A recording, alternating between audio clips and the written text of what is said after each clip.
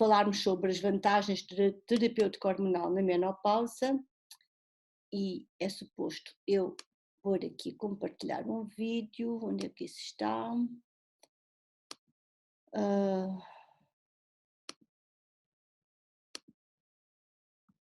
Compartilhar tela e portanto eu devia ter o meu trabalho aqui. Onde está ele?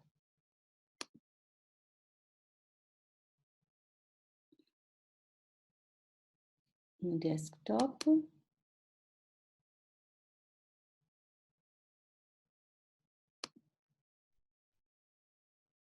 No desktop. E o meu trabalho estava, acho que é este. E agora, pronto, a ver se assim nós conseguimos. Eu escolhi falar-vos sobre a importância da terapêutica hormonal na menopausa porque deve ser a patologia que eu vejo mais, são os distúrbios hormonais nas mulheres desde a adolescência até a menopausa e fico muito mal disposta quando vejo que as mulheres não são tratadas com sérias consequências dessa falta de tratamento por má elucidação médica. Então vamos lá perceber porque que eu defendo que devemos ser tratadas. Se 30% das mulheres se têm calores, e as que não têm calores pensam que não têm nada e que não precisariam de ser tratadas, se 30% das mulheres têm calores, todas as mulheres que não fizerem terapêutica hormonal têm ou vão ter a secura das mucosas, a atrofia vaginal, a incontinência urinária, a diminuição da libido, a sensação da cabeça vazia, perdida, falta de concentração, falta de memória, depois tem mais flacidez da pele, da cara e do corpo, e depois sobe-lhes a tensão arterial em 70% dos casos e levam com antihipertensor, depois têm dores nos ossos e tomam antiálgicos, depois sobe-lhes o colesterol. E porquê que o colesterol sobe? O colesterol sobe em todas as idades porque é matéria-prima para a produção das hormonas esteroides. Se não tivermos as hormonas, quando chegamos à menopausa não temos as hormonas, o colesterol começa a subir porque é a tentativa do corpo, de que faz tudo bem feito e sozinho, é a tentativa do corpo fazer com que a matéria-prima se forme para dar mais hormonas. E vai daí, a pessoa baixa o colesterol em vez de interpretar isso como um sinal do corpo a dizer que eu não estou a produzir hormonas e preciso das minhas hormonas, porque senão nada vai funcionar da mesma forma. Na verdade, como eu costumo dizer, as hormonas não estão no corpo a enfeitar o nosso corpo, elas são parecidas para o nosso corpo. O corpo temos que imaginar que é um conjunto de reações químicas e não há nenhuma reação química do corpo que esteja independente de uma hormona. Há sempre equilíbrio hormonal a controlar uma enzima, um cofator, uma reação e, portanto, quando nós perdemos as hormonas, e o que é que Deus fez? Dar-nos as hormonas o máximo na idade reprodutiva para tratarmos dos filhos e depois tira-nos as hormonas para nós entrarmos então em declínio e percebemos que temos que sair. E nós sabemos que temos que sair, mas também sabemos, tão espertos que somos e tantas coisas que já inventámos e fomos à Lua e até queremos ir a Marte e isso tudo, que dando as hormonas um pouquinho para trás, tudo ia funcionar melhor. Não é pôr as hormonas ao nível dos 20 anos, de todo, porque isso não vai funcionar igual, porque há muitas coisas do equilíbrio hormonal que já não está lá, e ao pormos um dos pilares para os 20 anos, vamos eventualmente desequilibrar tudo o que não sabemos ainda e que está em equilíbrio lá dentro, e muitas coisas que nós sabemos e não devemos fazer. E de facto, como eu estava a dizer, depois têm dores ósseas, estão anti-inflamatórios, estão mais irritadas, de mal com a família, dormem menos bem, tomam ansiolíticos antidepressivos e ao estarem na menopausa numa dominância estrogénica, vamos imaginar, eu sei que isto não é para médicos, é para a população em geral, vamos imaginar o ovário que produz estradiol e progesterona e que na menopausa a progesterona vai toda, ela produz outras hormonas, mas vamos imaginar que são essas duas, estradiol e progesterona. Na menopausa o estradiol vai baixar, mas está mais do que a progesterona que vai a zeros. A progesterona desaparece praticamente na mulher em menopausa, enquanto que o estradiol baixa, mas está numa dominância estrogénica, daí que há mais tumores também nas mulheres na pós-menopausa. Estamos em dominância estrogénica. E aparecem mais doenças degenerativas com a menopausa, mais Alzheimer, mais Parkinson, mais tumores, mais diabetes, mais hipertensão, mais tudo, demência, já dissemos, tudo que a gente não quer. E já falámos que mais tumores também por causa da dominância estrogénica. Então, se nós não fizermos hormonas, vamos aparecer-nos, isto tudo vai-nos aparecer. E depois o que me custa imenso é que andámos uma vida inteira a dizer às mulheres, a fazer hormonas às mulheres, ele foi por acne, ele foi por dismenorreia, que é dores pré-menstruais, por tensão pré-menstrual, por endometriose, por tantas situações que teríamos resolvido de outra forma, demos a pílula e demos hormonas, porque a pílula são hormonas, é preciso não esquecer, e são hormonas não bioidênticas, nem sequer são iguais ao nosso corpo. Agora, na altura em que a mulher precisa de facto das hormonas, estamos todos com medo de dar as hormonas? Agora faz cancro. Pensarem muito bem que a mulher pós-menopáusica que não fez terapêutico hormonal vai ter utilização daquela medicação na maior parte das vezes. São antidepressivos, pílulas, ansiolíticos, estatinas, antihipertensores, comprimidos para dormir, anti-inflamatórios, antiasmáticos.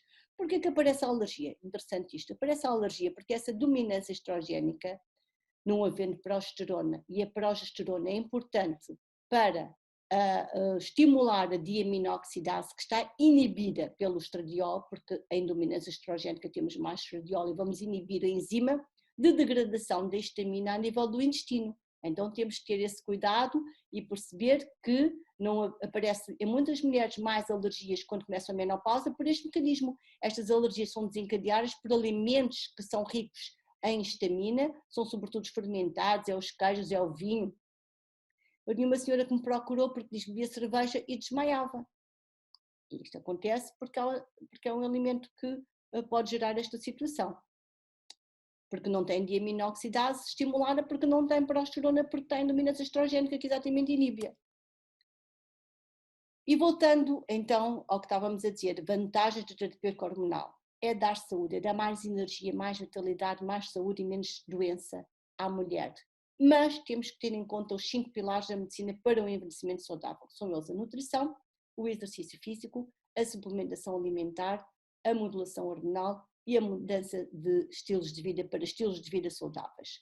A pessoa fazer hormonas, andar a comer mal e a beber e a tomar cafés e fazer ansiolíticos antidepressivos está a fazer o estradiol que se está a dar proliferativo e não é uma coisa boa. E isto tudo que tem que se explicar à mulher, que nós vamos agora explicar devagar, eu sei que falo muito depressa, mas eu quero dizer tanto, só me deram 20 minutos e eu estou aqui sempre a dizer tudo muito à pressa porque tenho pouco tempo.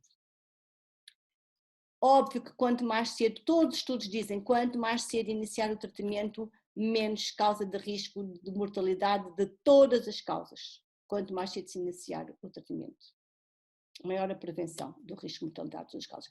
Na verdade, a OMS define a saúde como o estado de completo bem-estar físico, social e mental e não apenas a ausência de deformidade ou afecção. Mas para a medicina para o envelhecimento saudável é muito mais do que isto. Eu não sei se os meus olhos estão a olhar, eu tenho que olhar para a câmara, senão não consigo, acho que vocês estão a ver com os olhos para baixo, eu estou a tentar sempre olhar para a câmara, vamos ver se eu estou a conseguir fazer isto tudo bem, que é a primeira vez que eu estou a aceitar um evento online, tal importância de facto eu acho que este evento tem e eu querer tanto falar sobre isto às mulheres. E portanto, para a medicina para o envelhecimento saudável é muito mais do que só não estarmos doentes, é termos uma alegria de viver, um certo brilho, uma excentricidade pela vida, estarmos felizes e contentes, isso é tudo muito importante, não é só vivermos sem doença e com saúde, mas a saúde passa por nós sermos felizes também. E digo-vos já, sem hormonas, a pessoa na maior parte das vezes, atualmente, porque antigamente as famílias eram maiores, havia mais oxitocina nas famílias, eram mais unidas, hoje as famílias são muito desintegradas, mulher sem hormonas poucas vezes é feliz, de facto. E agora, eu não sei se depois a organização quer cortar isto, se vai deixar, porque isto vai demorar um bocadinho a explicar, aqui há 2 anos, pouco mais ou menos, veio tudo, só gostam de notícias bombásticas, é o que nós temos, uma população e uma comunicação social que tem que dar notícia bombástica, senão não vende. Então veio em letras grossas que a terapia hormonal é a causa direta do câncer da mama, diz estudo. E muitas vezes diz novo estudo, e as pessoas vão acreditar um novo estudo é uma coisa muito importante. Não, vamos ver o que é que isto aconteceu. Terapia hormonal é a causa direta do câncer da mama, diz estudo. E lá dentro dizia, O risco já era conhecido, mas vem-se a reforçar por este estudo científico que garante que o perigo é maior do que se pensava. Olhem que mal escrever uma coisa destas, num disparate que vocês já vão ver e que faz com que as mulheres ainda mais medo tenham. Tem afinal um impacto direto no aparecimento do cancro da mama. E segundo mesmo uma em cada 50 mulheres de peso médio que recorre à forma mais comum desta terapêutica, estrogênio e progestagênio combinados, não tem nada a ver com a progesterona bioidêntica, todos os dias, durante pelo menos 5 anos estão sob grande probabilidade de ter cancro da mama. Para este núcleo o risco é de 8,3%. Quando a gente também diz que o risco é de X%, pensa, é o risco na população que fez em relação ao risco na população que não fez, não é o 8,3 das mulheres 100 mil que fizeram o estudo, aqui apareceram 8,3, do outro apareceram 5, é a diferença, e essa diferença é que é dos 8,3 neste caso. Depois as contas alarmam-se quando se dizem porcentagem as coisas, eu também digo, olha, um café não quero mais que um, e 2 são 200% um. E eu devia ficar assim, se eu dissesse, olha, não quero 2 cafés, é só mais um. Se eu disser, não quero 200% um, era só um, e 200% é uma coisa que na nossa cabeça fica muito mais. E esse estudo continuava, essa manchete do jornal, que não era estudo nenhum, dizia, em Portugal o cancro da mama é o mais frequente entre as mulheres, anualmente registram-se 5 a 6, 9 mil casos, 6 mil novos casos, dos quais 5 a 10% são de origem genética. É também a principal causa de morte entre os 35 e 55 anos no sexo feminino. Primeiro que tudo, quem não faz terapia hormonal está mais em stress, e stress também gera mais cancro, isso também tem uma explicação que agora não vou estar a perder aqui mais o tempo. Mas vamos seguir. Portanto, houve umas manchetes no jornal que dizia que a terapia hormonal era horrível e fazia cancro da mama, e o estudo dizia, e o estudo estava publicado no Lancet, que era antigamente tido como um jornal de bom renome médico, e então toda a gente que lê só as conclusões das coisas ficou com isto na cabeça, que foi o que se dizia. Mas lá mais abaixo dizia, não se sabe ao certo quais as causas ligadas ao aparecimento deste cancro, embora especialistas enunciem o estilo de vida como um grande influenciador deste diagnóstico, alimentação, sedentarismo e obesidade, por exemplo. Lá no fim, lá diziam assim, lá no fim. Mas a manchete foi que o risco de cancro de mama aumentou. E eu dei-me ao trabalho de ir nesse fim de semana, isto foi numa sexta-feira que foi lançada essa polémica toda, a um doente, um ou outro ligou-me, eu dei-me ao trabalho, obviamente, de estudar o artigo em si, porque eu não leio, aliás, eu não leio comunicação social praticamente nacional, infelizmente, a maior parte das vezes não dão informação de tudo que nós precisamos saber, não são todos, mas muita coisa. E, enfim, fui ler o Lancet, então o Lancet dizia assim, dos 20 milhões de mulheres que foram diagnosticadas com cancro da mama desde 1990, cerca de 1 milhão talvez tenha sido causado por a terapêutica de compensação hormonal. Dos 20 milhões de mulheres que tinham feito a terapêutica de compensação hormonal, 1 milhão com utilização de 10 anos de terapêutica, 1 milhão talvez fosse derivada da terapêutica. E isto foi numa sexta, como eu vos digo, eu li aquele artigo no fim de semana, uma senhora muito gentil ligou-me se eu fazia um comentário para um jornal do Luxemburgo, que havia uma comunidade portuguesa grande lá, ainda bem que eu tinha lido o artigo para não falar de cor, e de facto eu disse, olha, senhora, escreva aí para não dar, depois a escrever, porque eu não gosto nada de fazer comentários, e já tenho recusado muitos, porque eu não faço comentários para jornais que depois não me deixam rever o que escreveram. Que foi este o caso, mas a senhora até foi correta. Então, nós temos que ver que terapêutica foi utilizada, que utentes fizeram, que idade, a faixa etária, que doses, que via de administração, que todas as outras variáveis que nós não controlamos nos estudos, café, tabaco, álcool, estatinas, antibióticos, bloqueadores, canais de cálcio, inibidores de enzimas de conversão, ansiolíticos, antidepressivos, coisas que nós hoje sabemos que aumentam o risco de câncer da mama e que nós não podemos, num estudo controlado, estar a ter grupos de mulheres todas iguais nestes hábitos e outras todas diferentes. É muito impossível quase fazer isto. E, de facto, dito e feito, que há sempre alguém que também não lê só as manchetes e alguém depois foi publicar outro trabalho que diz, afinal o risco não era tão grande foi publicado outro trabalho no British Medical Journal, em que diz que afinal o risco não era tão grande quanto o que parecia naquele estudo do Lancet. Aliás, o estudo do Lancet nem sequer foi um estudo, foi uma meta-análise, que são muitos estudos lá dentro, cada um com o seu desenho, cada um com a sua dose, cada um com a sua terapêutica diferente. Não se pode nunca tirar ilações de uma meta-análise, que é melhor ainda do que um estudo, mas uma meta-análise é um conjunto de estudos. Olha, tocaram uma campanha que chatice, eu estou a fazer um trabalho, não posso agora. E agora como é que eu faço isto? Bem, vou continuar. Afinal, o risco era menor do que estava estimado e o estudo também diz que pronto, a conclusão é que o estudo afinal não era tão grande e afinal tinha que ver com estilos de vida, coisa que toda a gente já sabe, mas parece que era coisa que não se valorizou na altura, tem que ver com estilos de vida para que tudo corra bem, como é evidente. Afinal, a conclusão que chegámos deste estudo é que, no final, o risco não era tão grande, afinal aquilo era uma meta-análise, portanto eram vários estudos com desenhos diferentes, com metodologias diferentes, com mulheres de diferentes idades e, portanto, não podíamos chegar a conclusões e, de facto, tinham que ver com o risco que foi nas que utilizaram 31% comparado com 34% das que não utilizaram, vice-versa, aliás, 34% nas que utilizaram contra 31%, e tinha afinal que ver com as mulheres que usaram estradiol vaginal não estavam associadas ao aumento do risco de cancro e tinha que ver, portanto, como era óbvio, com o tipo de hormona utilizada e a forma de utilização, que era transgénica neste caso. Na verdade, as hormonas são protetoras. O Trudy Bush foi um americano que compilou os últimos trabalhos, os maiores trabalhos dos últimos 25 anos, e ele viu que metade dizia que aumentava o risco de câncer da mama e metade não. Então, do que vale a ciência, quando metade diz uma coisa e metade não, nós ficamos todos baralhados, e na verdade o que se viu é que quando metade diz que sim, metade diz que não, é porque nós não controlamos essas variáveis todas. Quanto tabaco as mulheres fumam, quanto álcool bebem, quanto café bebem. Temos de ter em consideração essas terapêuticas todas que já falámos, estatinas, antibióticos, bloqueadores, canais de cálcio, inibidores de enzimas de conversão, ansiolíticos, antidepressivos. Temos que ter em consideração muitas variáveis que não são contabilizadas nos trabalhos, porque não é possível fazer estudos 100% controlados na espécie humana. Doenças cardiovasculares, osteoporose e demência são mais frequentes na baixa do estradiol, portanto na menopausa, toda a gente sabe e verifica isso, nem é preciso ler muita coisa, verificamos, não é?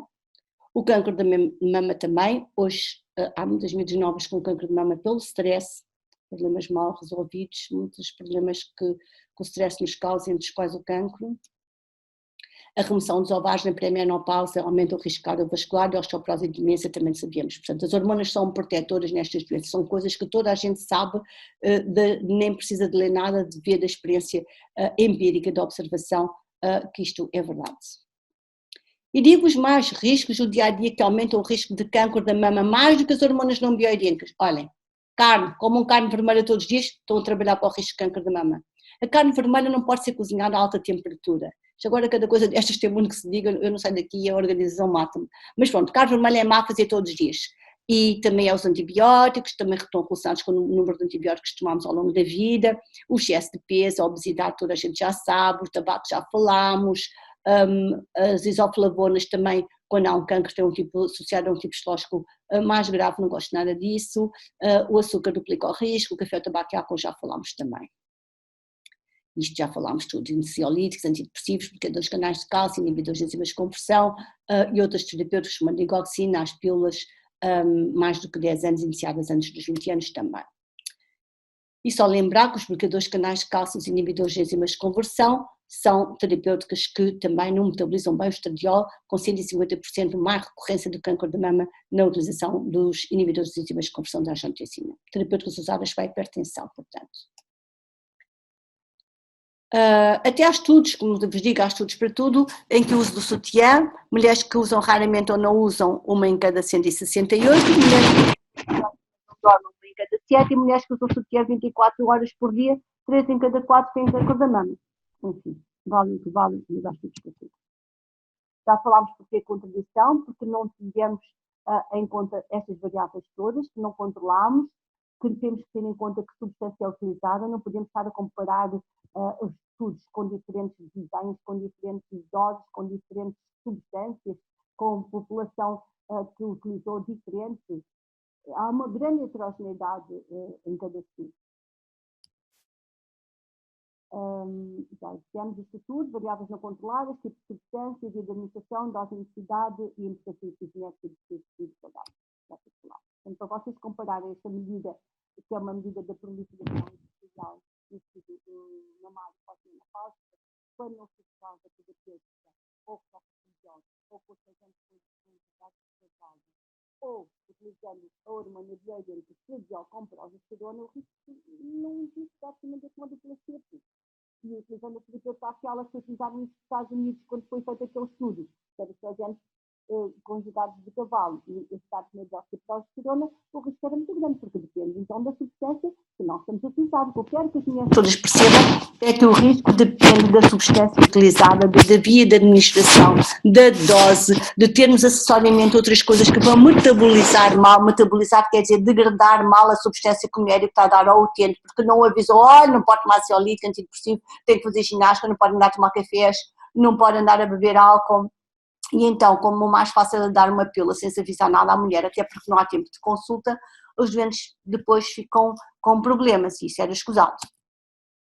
Estes quadros nós já vimos, a importância do tipo de substância utilizada, neste caso o tromboembolismo venoso, associado só com o estradiol transdérmico ou com a progesterona, que ainda baixa um bocadinho, ou com os derivados da nortitestosterona, que são progestinas, que aumentam muito o risco cardiovascular. Repito que todas as progestinas são os derivados da progesterona não bioidênticos, aumentam o risco cardiovascular e provocam retenção hídrica. Todas, sem exceção. Então, o que é que diminui o risco de câncer da mama, que é o que nós queremos saber? A atividade física, a alimentação boa, não tomar leites de vaca e derivados. E porquê? Porque as vacas fazem hormonas, fazem antibióticos e depois passam para nós essas substâncias e elas, coitaditas, são hoje injetadas com imensas coisas para produzirem mais leite. Hoje os lucros e o poderio económico está à frente de tudo e por isso muita coisa de facto está a fazer com que o mundo esteja cada vez mais doente. E eu lamento muito que não se pense nas gerações futuras. E é preciso um correto equilíbrio hormonal, não podemos dar as coisas não equilibradas. O estradiol tem que estar equilibrado com a progesterona, e mesmo na mulher esterectomizada, onde já não há útero, para dar uma progestina, ainda bem que não nas dão, que só dão estradiol. Agora, a mulher não tem útero, mas tem mama, e tem que se associar uma progesterona que diminui o risco de câncer da mama. Porque a mulher em dominância estrogénica já vimos que não é uma coisa boa. Fazer o selênio, magnésio e vitamina D são coisas boas e eu estou aqui meia hora a falar sobre o selênio, magnésio e vitamina D e não vou fazê-lo agora porque não há tempo. Temos que perceber a diferença entre tal progesterona que o ovário secreta e a progestina, que é o derivado de sintética. Quanto à tolerância do tratamento, qualidade de sono, ansiedade, depressão, sintomas vasomotores, a progesterona bioidêntica é toda melhor do que a progesterona não bioidêntica em relação a estes sinais. Quanto aos efeitos fisiológicos, a progesterona bioidêntica também tem uma proteção do endométrio, tal e qual a progestina tem. Porque é que se fizeram as progestinas eram sintomas? Não, para o útero, para a proteção do endométrio, a progestina é ótima. E muitas vezes até é mais eficaz em algumas situações. Agora, o problema é que é bom para o útero e preveniu muitos miomas e isso, mas não é bom para a mama e nós vimos o problema que criámos ao criar as progestinas, que são boas para o útero, mas que são más para a mama, por isso é que dizem na terapêutica hormonal, ao fim de 5 anos para parar, porque de facto dar uma progestina é mau para a mama, ainda bem que parem, sim senhor, aos 5 anos, até nem que devia ter começado. Agora, a progesterona tem efeitos benéficos, modela os receptores na mama pós-estradiol, a progesterona é diurética, compensa os efeitos retentores hídricos de estradiol, a progesterona é antidepressiva, a progesterona diminui o vascular se ela deixa no molécula, que é uma coisa que diminui o risco cardiovascular, inibe ligenes da ciclina, que são do sistema da ciclina, que vão fazer com que não haja mitogênese, ou seja, que não haja proliferação celular, podem ser estimulados dar uma proliferação, se a mulher não tiver estilo de vida saudável, mas é isso que temos que avisar a mulher, a importância do estilo de vida saudável, e isto já falámos que os efeitos a nível do risco cardiovascular, a progesterona que não existem, e que a nível da progestina, todas as progestinas aumentam o risco cardiovascular e fazem a retenção hídrica. Portanto, este equilíbrio estradiol-progesterona é muito importante, de facto, e a escolha é vossa. Vocês querem comer porcarias, vão fazer inibições enzimáticas de muita coisa que vai metabolizar mal, estão a dar cabo do corpo, estão a meter porcarias do corpo inflamatórias e citoquinas inflamatórias, e claro que o corpo não vai funcionar da mesma forma que se não vocês fizerem as coisas todas bem feitinhas. Comer legumes, comer verdes, comer brócolis, couve-flor, couve-bruxelas, que devem ser feitos ao vapor, porque mantém o trazindolcarbinol, que é uma substância que é importante para o controle da metabolização do estradiol, beberem água, não há cá refrigerantes e Coca-Cola, até porque isso vai dar cabo da tiroide, e quando a tiroide está mal, está tudo mal no nosso corpo. E tratar a tiroide não é dar um comprimido, é tratar o intestino, a alimentação, ver a relação com os outros hormônios, eliminar toxinas, corrigir o sono e então eventualmente dar o comprimido. E o que é que a gente vê? Os doentes tomam o comprimido e ninguém nos falou do resto. Não pode ser. Então, com a menopausa os ovários atrofiaram e, portanto, deixaram de produzir, e se deixaram de produzir e elas não estavam lá a enfeitar o corpo, alguma coisa se passou de mal. Então é preciso diferenciar muito bem, e eu vou falar disso muito bem, porque queixas de deficiência de estradiol e de progesterona que o utente se identifica para procurar ajuda médica.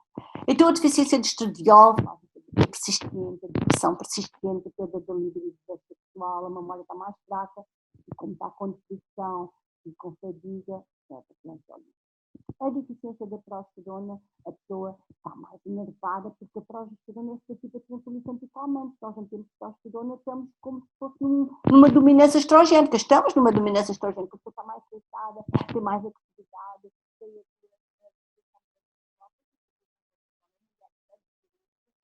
tem mais irritabilidade, tem menos bom sono, tem mais vontade de para mais fácil, porque não tem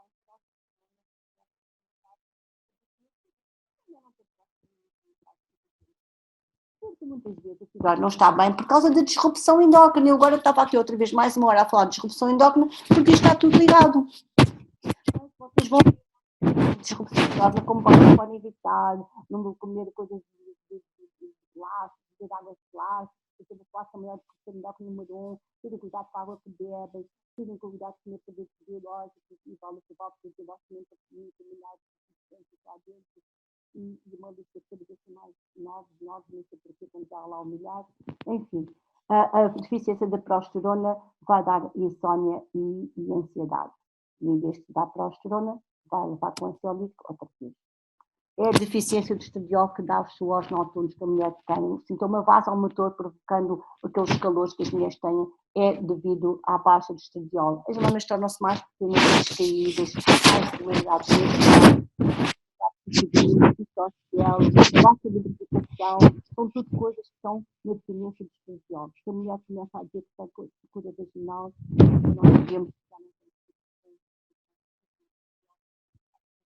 ela já não vai ter produção de estradiol, então aí temos que ver o que é que está acontecendo.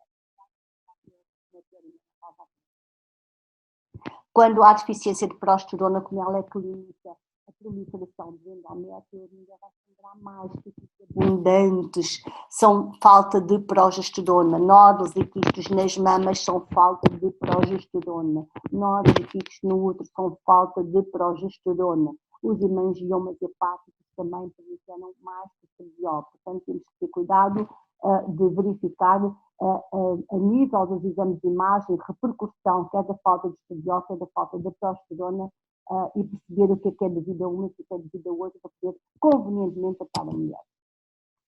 É a deficiência de estrógenos que faz a pele ficar mais pálida, as mucosas secas dos olhos e da boca, as rugas aparecem à volta da boca, começam a aparecer as rugas à volta da nossa boca, as mamas pequenas já falámos, a atrofia do endométrio, as mucosas atrofiadas, já tudo isto falámos. Quando temos deficiência de progesterona, estamos em dominância estrogénica, as mamas vão estar grandes, porque o estradiol é retentor hídrico e faz as mamas encherem-se de líquido. Essa retenção hídrica vai favorecer o aparecimento de nódulos e quistos, porque há diferentes zonas de pressão que se causam ao nível da mama, que vão fazer com que apareçam nódulos e quistos nas mamas. Daí que a progesterona é muito importante para a prevenção de quistos e de nódulos nas mamas. A falta da progesterona, como já falámos, também leva à hiperplasia do endométrio, quer dizer, à proliferação do endométrio, aos fibromas e pode levar a pés e tornozelos inchados. para estes sinais de deficiência de progesterona e do estradiol aparecerem, tem que haver uma diferença, ou seja, se o estradiol for abaixo de 70 a 90, nós já não notamos essa diferença da falta de progesterona em relação ao déficit de estradiol, porque ela também já não tem estradiol. E esse nível de 90, mais ou menos, é o nível que nós queremos para não ter osteoporose.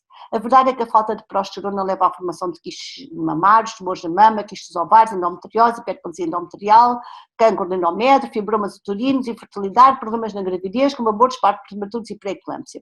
A progesterona é uma hormona maravilhosa que tem que estar sempre em equilíbrio com o estradiol, que mais maravilhoso é. O estradiol é a hormona da energia, da vitalidade, da pele bonita, da lubrificação vaginal, não ter osteoporose, cabelo bom, antidepressivo, dormirmos bem, líbido bom, é só tudo bom. Tem um senão, faz a retenção hídrica e por isso tem que estar em equilíbrio com a progesterona. E é proliferativo e, portanto, estas coisas todas que eu digo, cafés, tabacos e álcools, e ansiolíticos, antidepressivos, estatinas, antibióticos e bloqueadores de canais de cálcio, inibidores de enzimas de conversão entre as substâncias mais estudadas atualmente, têm que ser muito equilibradas para que não haja problemas quando estamos a medicar a mulher.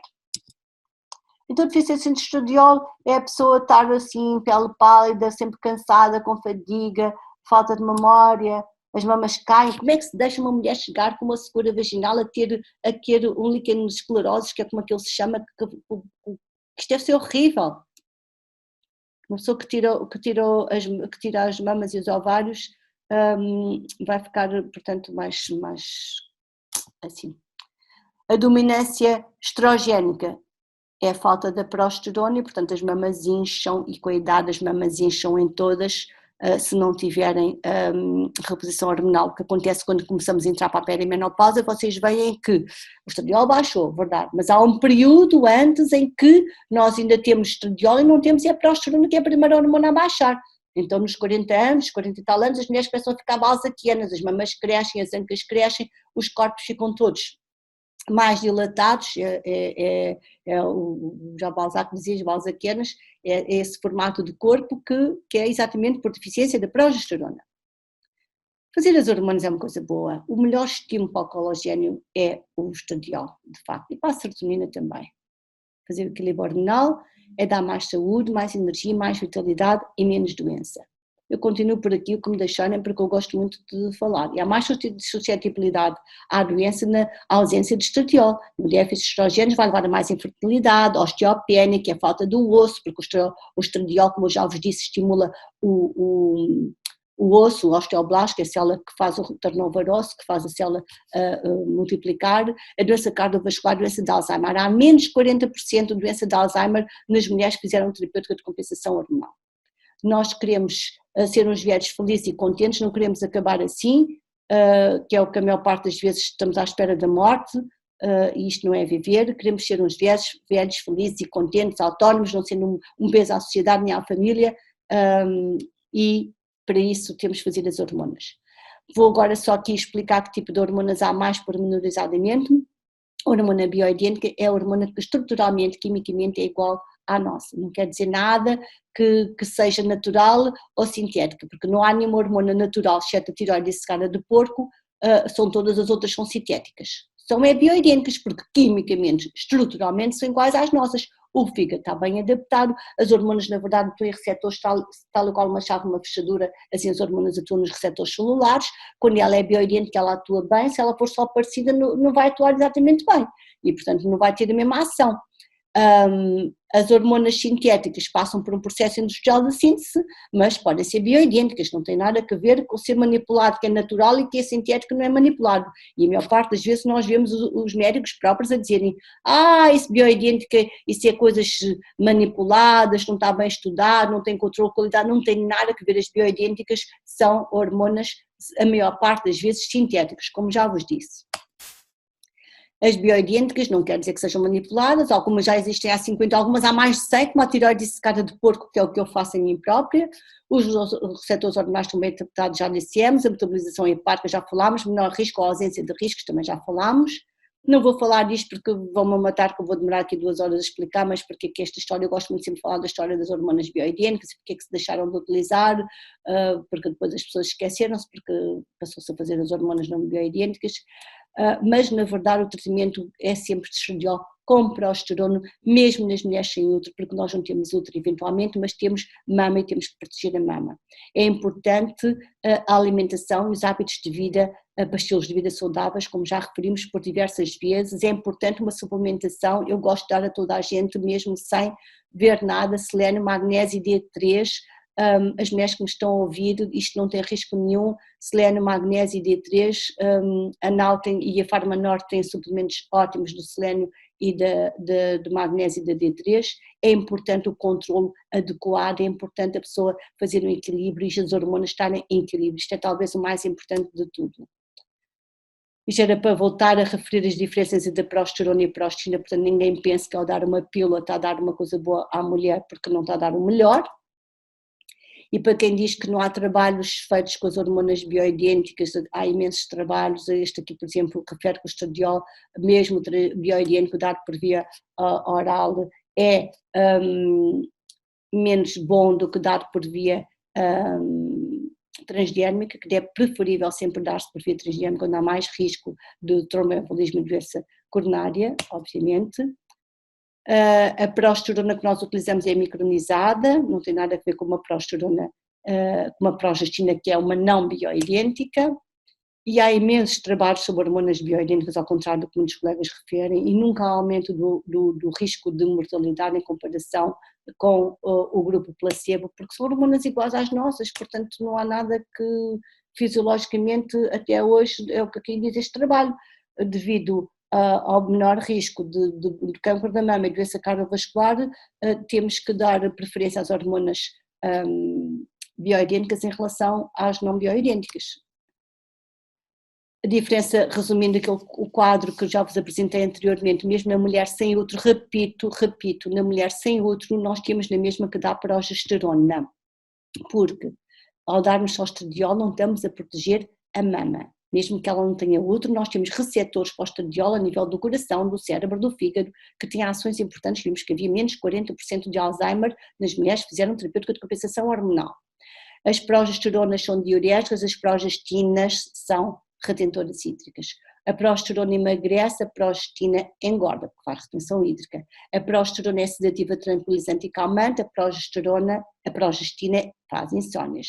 A progesterona é anticancerígena e as progestinas, que são os derivados da progesterona, é eventualmente cancerígena, se associar àqueles fatores de risco todos que nós já falámos para trás. A progesterona é super antidepressiva e a outra é depressiva eventualmente, tem proteção da mama e do útero e as progestinas fazem proteção do útero, mas não da mama, que também já tínhamos falado para trás. A vantagem do estradiol por via transdérmica, já dissemos que passar por via oral passa no fígado, liberta metaloproteinases, que vai provocar a libertação de placa traumatosa se existir e por isso nós não queremos dar nunca de via oral, damos sempre transdérmico, sobretudo na mulher que seja obesa, mas eu nunca dou sem ser transdérmico e há menos conversão para estradiol com estradiol inativo, tudo bem é inativo, mas que fica no tecido adiposo, sobretudo nas mulheres obesas e que através da estimulação de uma enzima que é a estrona sulfatase estimulada pelas coisas más do dia a dia que vocês vão fazer, vai ser um reservatório para a proliferação em metabolitos menos bons da mulher e por isso preferimos sempre. Contraindicações ao uso da terapêutica de compensação hormonal, tumores da mama, ativos e não tratados, tumores do útero não removidos cirurgicamente, pensar que há sempre possibilidade de termos receptores de estradiol em tumores da cabeça, do pescoço, da mama, do cólon e do útero. Voltamos a dizer que os estradiógenos orais, mesmo os bioidênticos e progestinas, são contraindicados em problemas circulatórios, flebites e tromboses e nas doenças hepáticas, porque há sempre uma segunda passagem no fígado. Nestes casos, darmos estrogênio transgénico sempre e sempre progesterona e nunca progestinas. Na verdade, se temos uma coisa melhor a oferecer à mulher, que é a terapêutica bioidêntica com formulações transgénicas, por que é que vamos dar terapêutica menos boa? Quem não sabe tem que aprender a fazer, porque é melhor para a mulher. Os afrontamentos passam numa semana, é horrível ver o que as mulheres sofrem quando uma coisa que passa numa semana. O sono melhora em 15 dias, a secura vaginal mora em cerca de 1 mês e tal, o humor em cerca de 2 meses, A regularização do peso, se vocês tiverem em conta todas as coisas à volta, vai muito rapidamente também. A pele melhora nitidamente com a utilização de estradiol e os benefícios para a saúde em geral são ao passar dos anos cada vez melhores.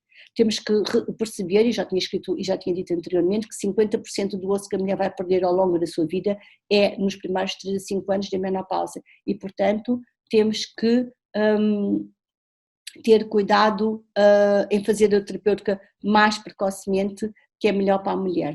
Todos os estudos dizem que quanto mais cedo nós iniciamos a terapêutica, melhor é para a mulher.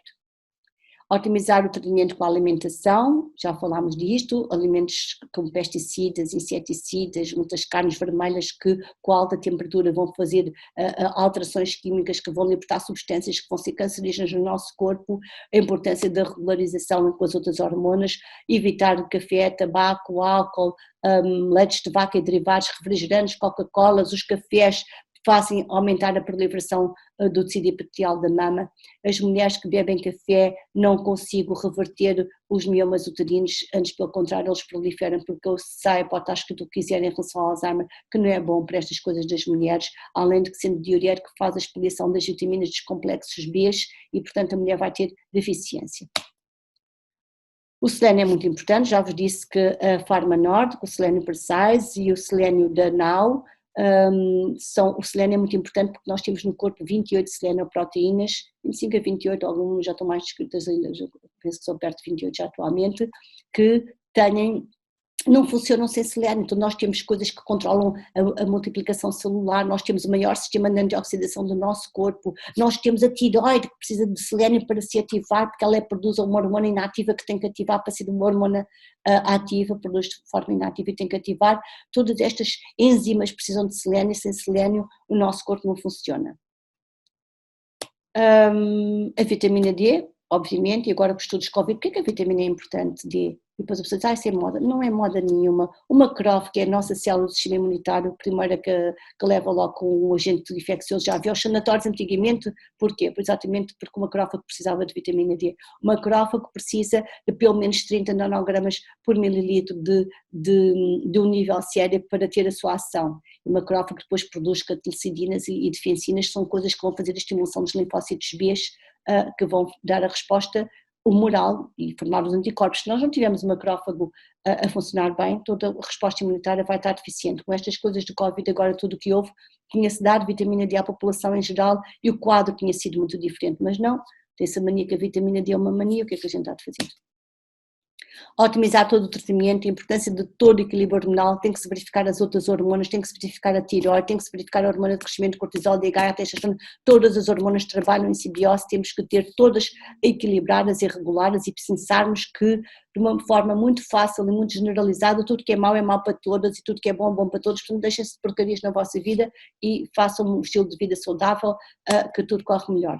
Relembrar então que a dominância estrogénica, que é quando a progesterona está baixa, estamos em dominância estrogénica, está relacionada com o câncer da mama, a progesterona diminuída, o que quer dizer uma dominância estrogénica, está relacionada com dores nas mamas, quistos e miomas uterinos, isto já falámos isto tudo, que a menopausa 50% do estradiol, ela perdia toda a progesterona, mas não perdeu o estradiol, a mulher em menopausa está sempre em dominância estrogénica,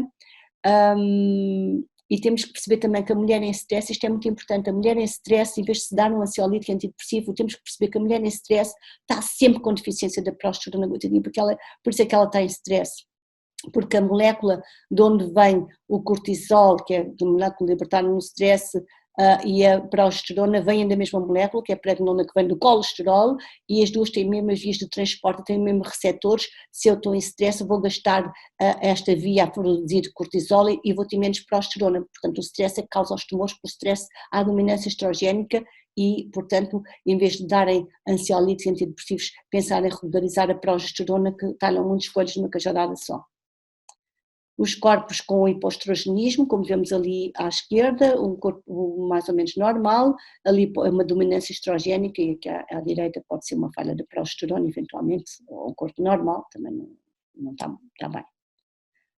Termos a ideia de como o alimento é importante, a nutrigenómica é exatamente o uso do nutriente para mudar a expressão genética. As abelhas vivem cerca de 5 semanas, a abelha mestra vive 6 anos, e o que é que ela tem de diferente da outra? geneticamente é igual, ela só come a geleia real, que é o alimento que vai lhe dar mais sobrevivência em relação às outras que comem outro alimento, 62 vezes mais elas vivem.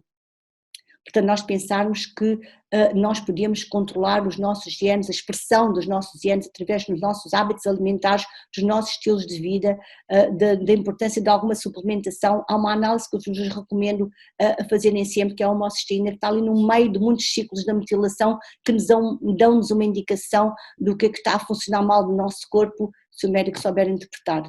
Também aproveito que sei que já passou largamente o meu tempo, mas cortarão o que entenderem, aproveito para vos dizer que o intervalo de referência das análises não tem nada a ver com o normal, que o utente leia assim, ele até nem estudou para isso, que o médico leia assim, é muito grave. O intervalo de referência é a média da população, mais ou menos 2 desvios padrões, quer dizer que nós temos 95% da população entre dois valores, 2,5% tem como normal para baixo daquele valor, 2,5% tem como normal para cima daquele valor. A maior parte está ali. Quando a maior parte está ali, nós temos que saber os nossos valores, não é o da maior parte. O valor ideal para cada pessoa não tem que ver com, por exemplo, a TSH, que é da tiroide, entre 0,2 e 4. São só 20 vezes este intervalo de referência. Vocês acham que é normal ter 0, 2 ou 4? O intervalo de referência não diz nada. O intervalo de referência diz apenas que 95% das populações estão naquele intervalo. Não tem nada a ver com o target normal. Não tem mesmo nada a ver. A mulher na menopausa tem estradiol menos do que 5, porque a maior parte delas tem menos do que 5. E nós queremos 90 a 100, porque queremos que ela não tenha osteoporose. Então vamos dizer, quando pusermos 90 a 100 que estamos em excesso, é mais ou menos isto que eu quero que vocês percebam. É muito importante comer as crucíferas, os brócolos, as couves-flores, as couves de Bruxelas, por exemplo, devem ser cozinhadas ao vapor, porque vão manter esse tal 3-endolcadinol-que ali isso é tudo químico, o corpo é químico, temos que saber de química. Eu sou patologista clínica e eu vejo o corpo como química, então eu gosto de saber onde é que atuam, onde é que o suplemento atua, onde é que os remédios atuam. Eu tenho que perceber tudo, porque senão o que é que estamos a fazer ao tempo sem perceber? Portanto, recomendações: 3-endolcadinol, eventualmente nas mulheres que têm alguma coisa de errada no seu estilo de vida, mas é melhor é corrigi-la. O selênio, magnésio e D, vitaminas do complexo B quando necessários para não entrar em hipermetilação, não se ponham a dar tudo formas metiladas e entrar em hipermetilação, que é uma condição que também não é desejável. A vitamina E é muito boa nestas coisas das mulheres e quando elas têm dores ou alguma coisa é um bom anti-inflamatório natural. Comer também o ômega 3 e como são outros, não dá para referir tudo. E quero-vos agradecer muito e pedir desculpa de tão depressa eu falo, mas eu sei que excedi largamente o tempo, mas nem por cima interrompi ali um bocado porque me tocaram a campainha e eu não sei fazer isto, espero que isto sirva para alguma coisa e que fique bem. Obrigada, obrigada a todos.